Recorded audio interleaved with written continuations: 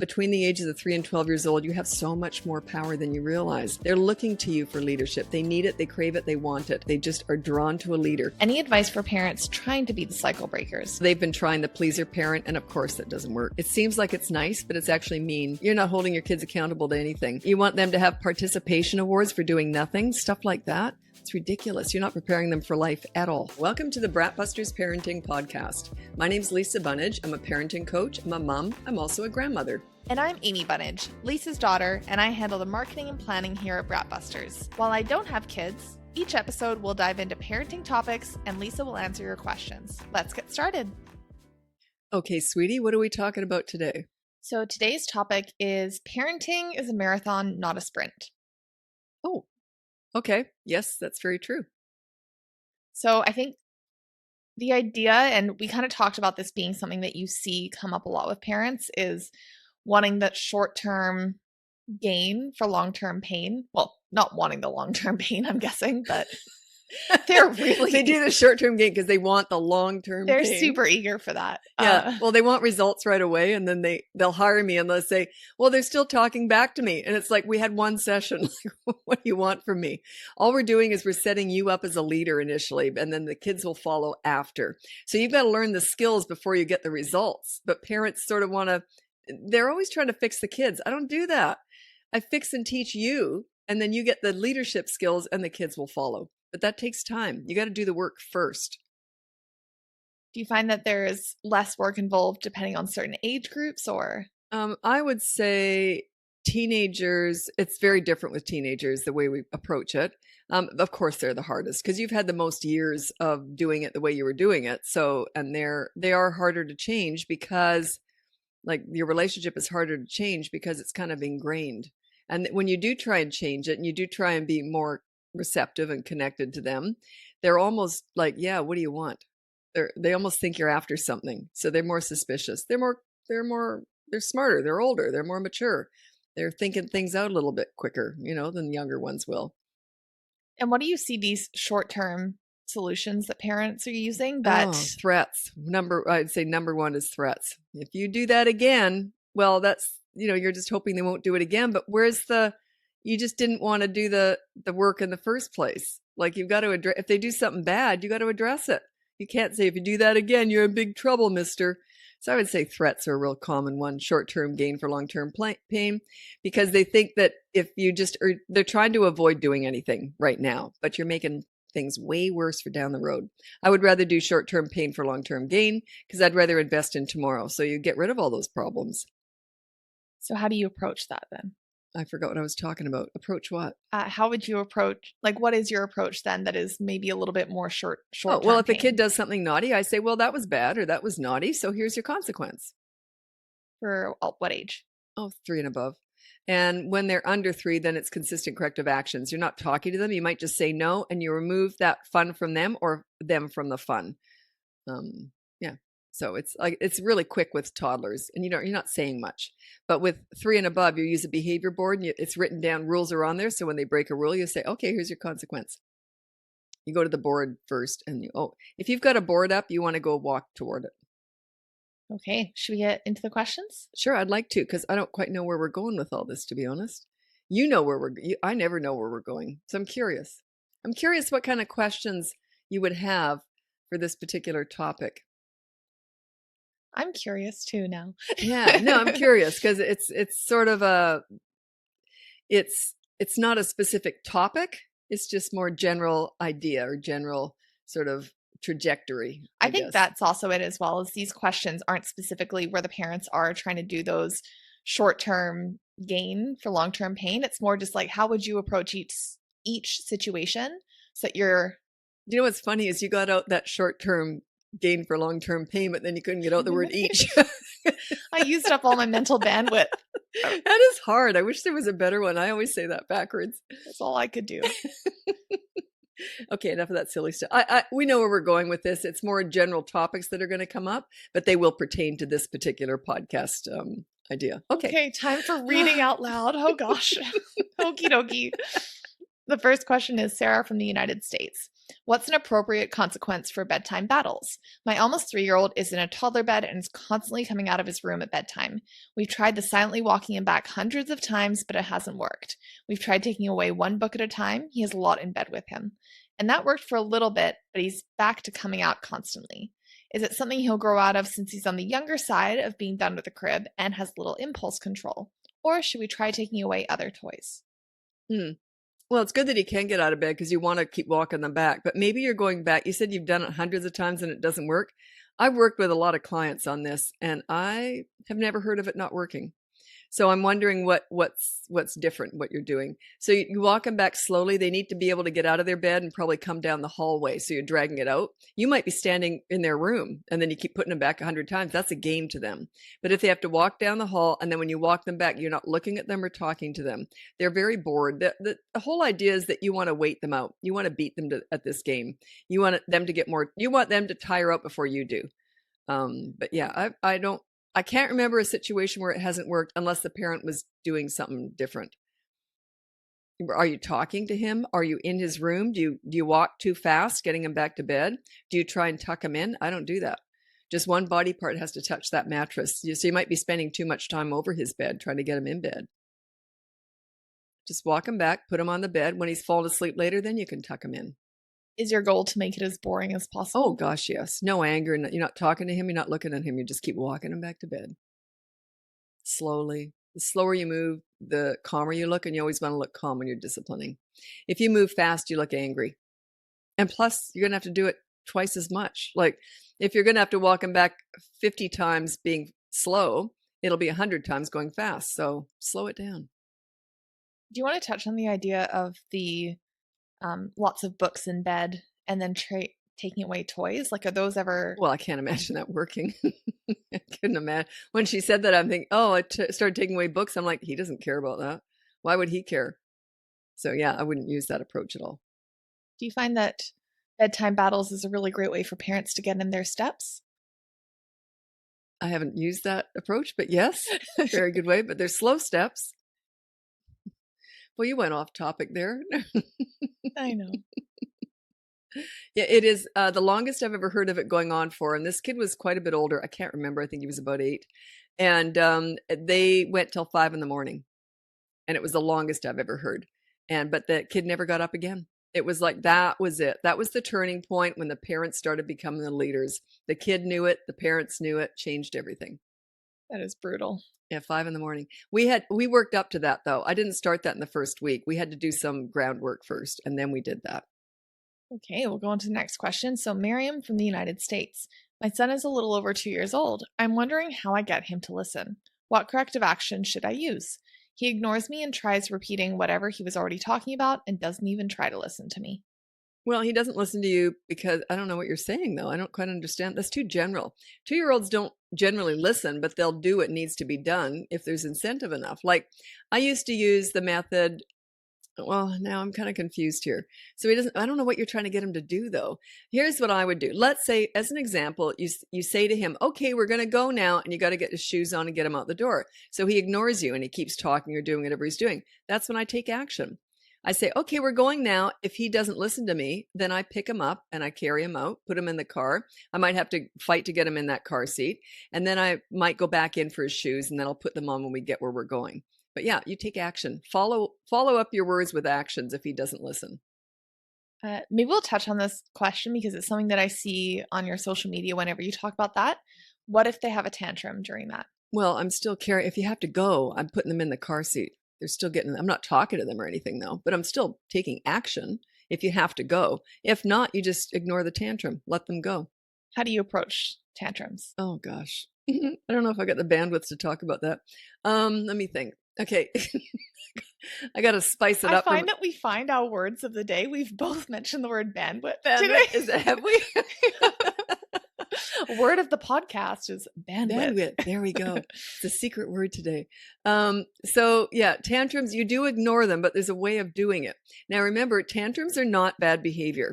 They're also not big on feelings and emotions. They are a tantrum is a loss of emotional control at not getting their own way. It's based on anger. And they're only angry because you did the right thing and they didn't like it. Okay. That's the way you view it. So because of that, the only way that they can process this and learn how to stop having tantrums is if they're ignored. If you start talking to them or getting involved in the tantrum, they just won. They're going to keep having them.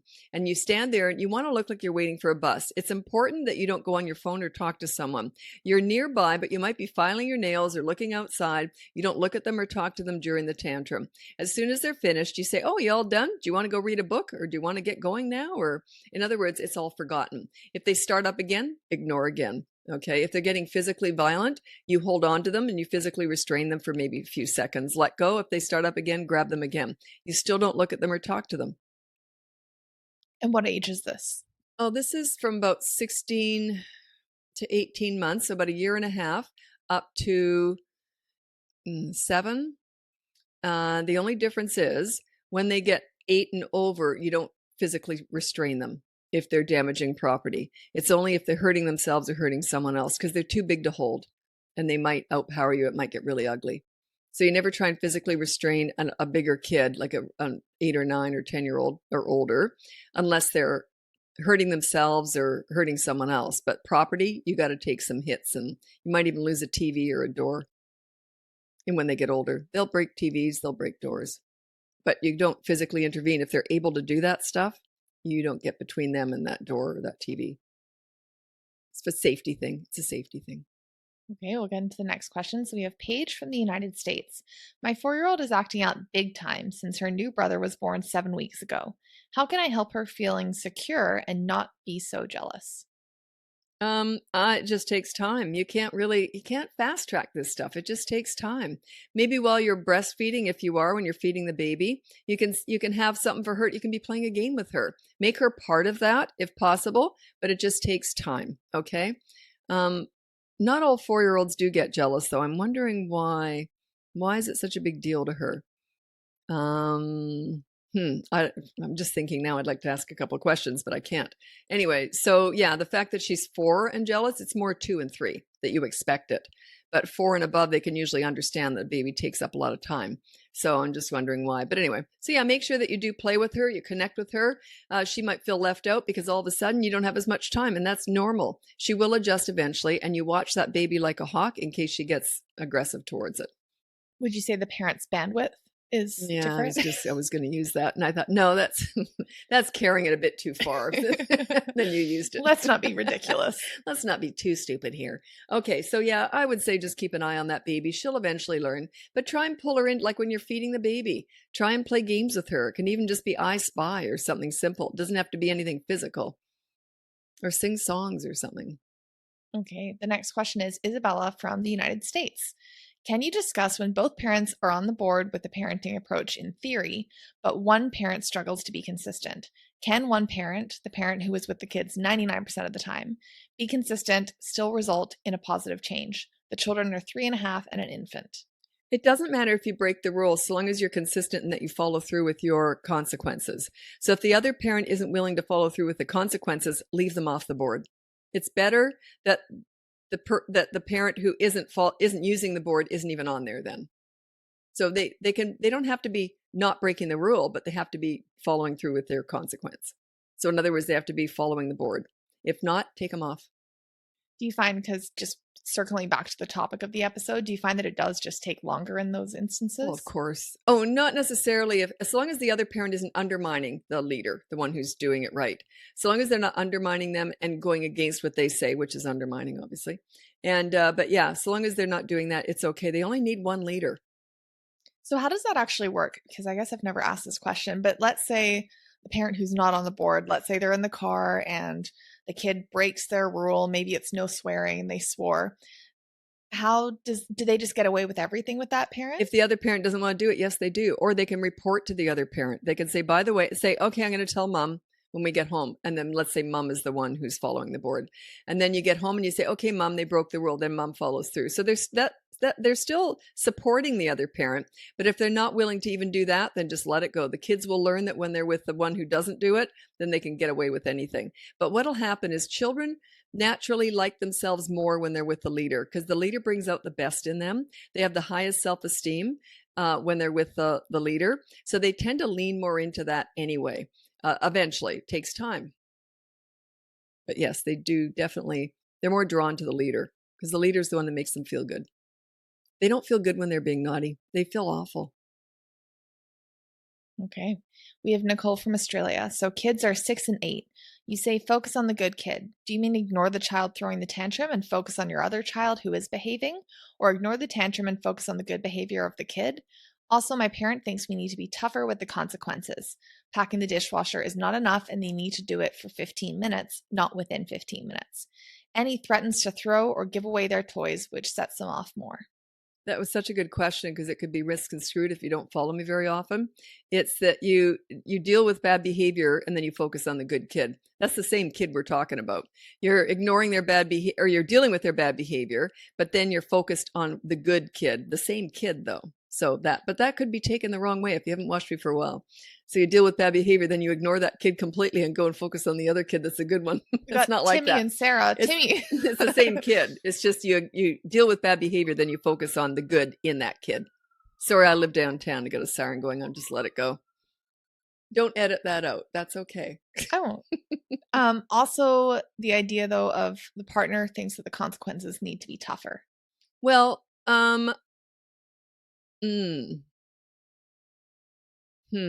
Well, I don't know what to say to that because I'm not sure what your consequences are. And it says here, so packing the dishwasher.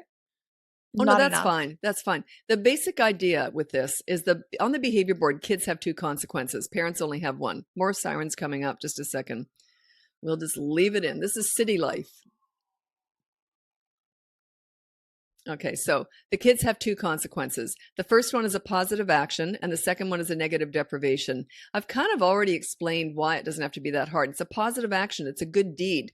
If they do something bad, we want them to do a good deed as the consequence. So don't get caught up in it doesn't always have to hurt. Okay. If they're not learning their lesson because they're quite happy to empty the dishwasher and they like doing it and they just keep doing the crime, so all they have to do is empty the dishwasher, then you might want to reassess. But they don't usually like doing chores. And even if they do, they're still learning to replace the bad behavior with a good deed. So it's a good deed. Look at it that way. It's a good deed. Their consequence is a good deed. I do feel like you get a lot of questions around consequences, especially it's like some people think they're too harsh, not harsh enough. There's a lot of focus around the consequences. Well, that goes with everything. You can't please everybody. I mean, everyone's going to have different views. But the second consequence is the one that kind of bites them in the butt. That's the one that if they choose not to do the good deed, the first one, the positive action, which is usually just a chore, if they choose not to do that, which often they get stubborn and they just don't want to do anything that you want them to do kind of thing, then you do the second one. The second one is the negative deprivation. So that would be taking away all screens for a whole day, something like that. Now that one you want to hurt. That one has to be something that they really hate. So they've got a choice. They can just do a good deed or they can have the other one. That's their choice, though. That's the way I treat it. It's not my choice. It's theirs. It's on the board. It was their decision. It was their decision to break the rule, their decision not to do the good deed. I don't want to keep calling it that, though, the positive action. It was their decision. So now it's their decision to have media blackout for 24 hours. I had nothing to do with that. That was all them. They catch on to that after a while. You want them to feel empowered. You want them to feel in control of their own lives, which is what this is giving them. Here, it's an outline. It's a boundary. It's just something that we're all on there. The parents are on there too. It's your choice. Everything's up to you. I used to say to my kids, if you're good, life is good. If you're bad, life ain't so good. I'll make sure of that because that's my job. I'm your mom. In other words, I wanted to teach them that if you're good, karma, right? You get back what you put out. Okay. This next one actually touches on the idea of the consequences. So Amanda from the United States. I have a 13-year-old, 6-year-old, and 5-year-old boys. Why is the 13-year-old getting something taken away for 24 hours and a 5-year-old for negative deprivation section on the board? Shouldn't the younger 2 only get something taken away for a few hours or until the next mealtime? No, 5-year-old no, they can understand 24 hours. And do they really need that thing for 20? You're not taking away food. I mean, it's not a need, it's a want. So yeah, I get where you're going. Like there are certain things where I make it different for different ages. Like I would make their chores harder. I might make like you got a 5-year-old, I might make them help you empty the dishwasher, whereas that 13-year-old might be emptying the dishwasher and then filling it up with dirty dishes. So I might make that different. But the 24 hours, just don't overthink it.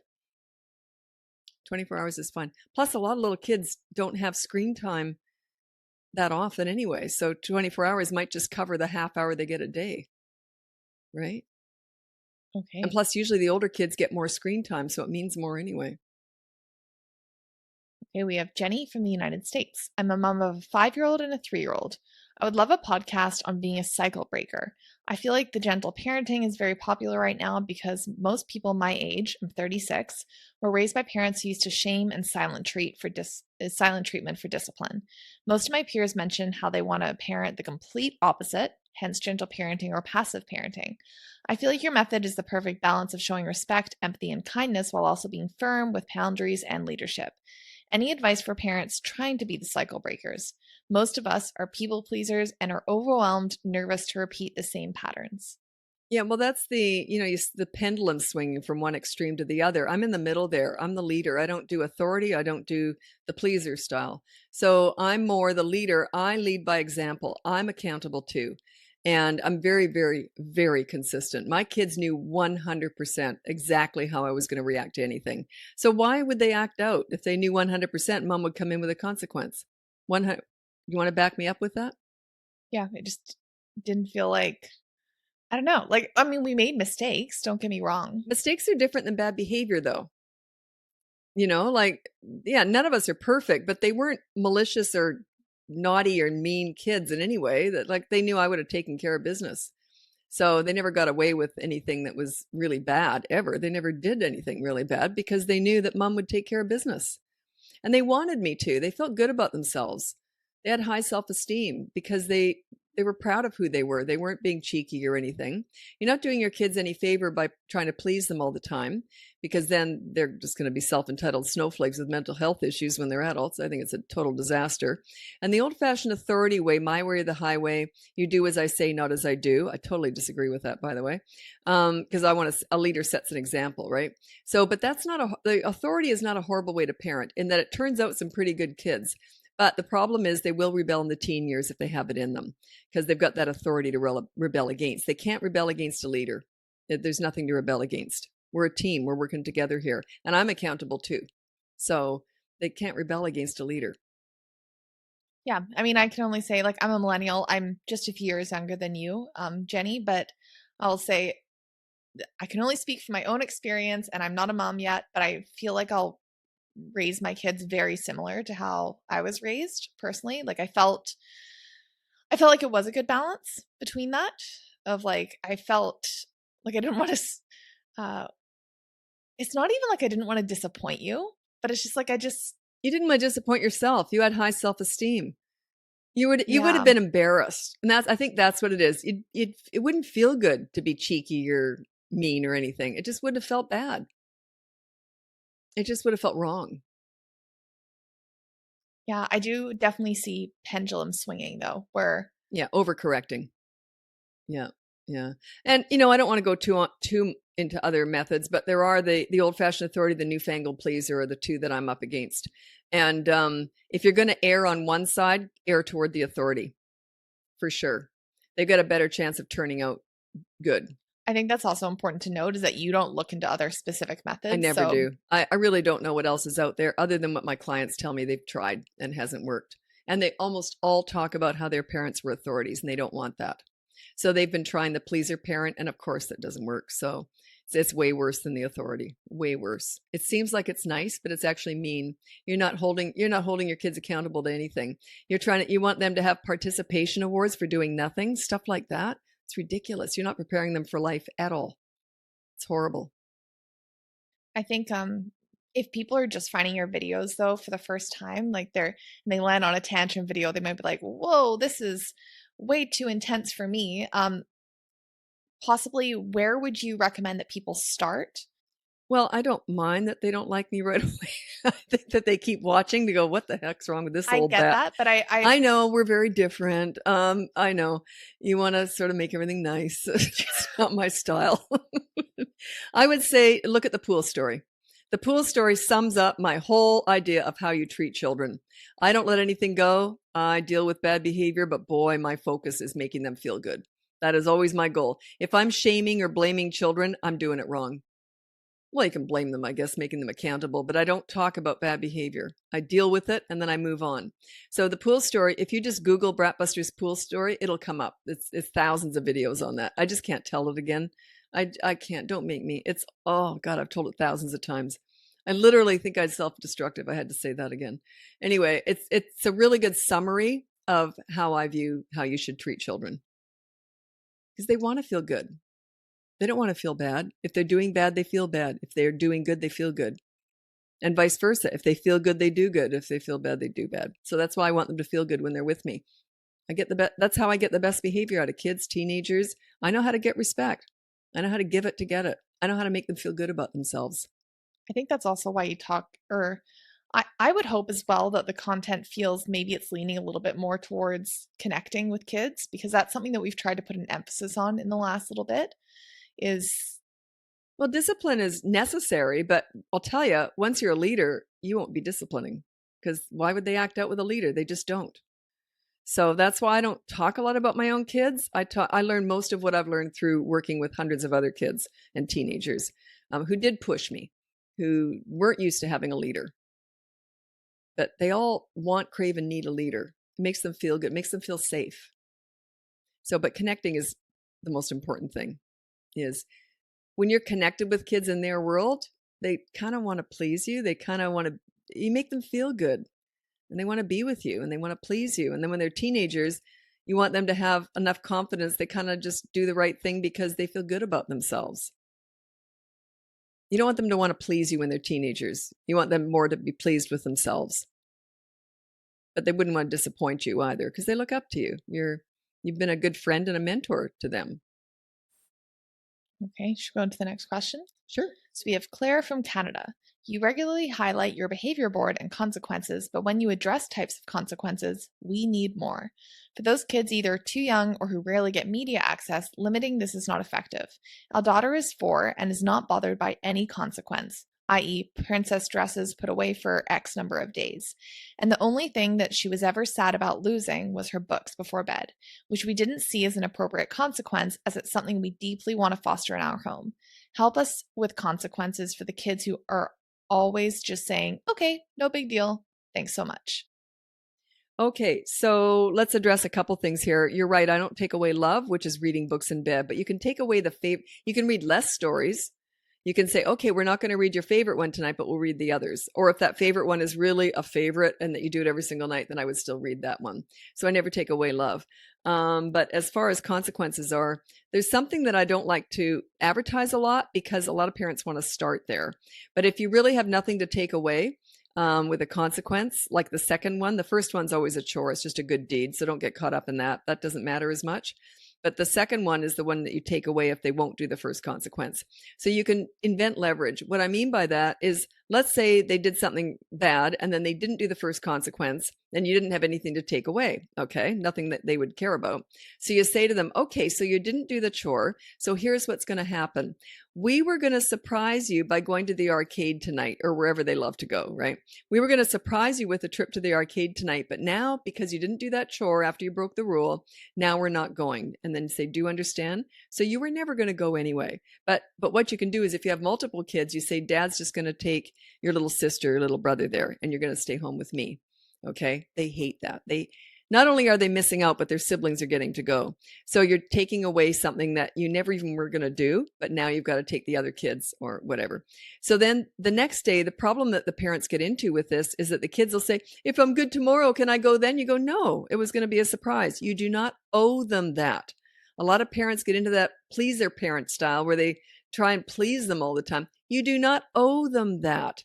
That's something you took away. It's not something you postponed. You're not postponing a treat, and you never reward for good behavior. That's a huge disaster because it's treating them as if you're normally rotten, but if you should happen to be good, you'll get a reward. You see? I treat good behavior as normal, my baseline, my expectation. I feel like I went on a little bit too much about that. That makes sense? Okay, good. But yeah, the inventing leverage, don't start there. If you've got something else you can take away, put it on the board. But if it's not working, then you can invent the leverage. Okay, we have one final question. So it's Elizabeth from the United States. It feels like my son, who's 3, is getting a media blackout almost every day. His rule is no hitting, kicking, or scratching anyone.